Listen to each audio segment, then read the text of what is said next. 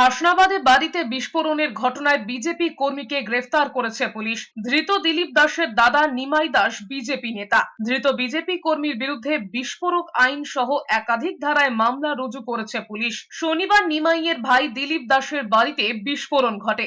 গুরুতর জখম হন এক মহিলা। পুলিশের দাবি, প্রাথমিক তদন্তে ফরেনসিক বিশেষজ্ঞদের অনুমান মজুদ বোমা ফেটে অথবা বোমা বানানোর সময় বিস্ফোরণ হয়। ধৃত বিজেপি কর্মীর বিরুদ্ধে বোমা মজুতের অভিযোগে বিস্ফোরক আইন সহ একাধিক ধারায় মামলা রুজু হয়েছে। পুলিশের দাবি, এর আগে 2018 সালে বোমাবাজির মামলায় গ্রেফতার হন বিজেপি নেতা নিমাই দাস ও তার ভাই দিলীপ দাস। চার্জশিটেও দুজনের নাম ছিল। ওটা এক্সামিন করেছি, এক্সপ্লোশন একটা হয়েছে, স্যাম্পল কালেক্ট করা হয়েছে, এটা ল্যাবরেটরিতে পাঠানো হবে।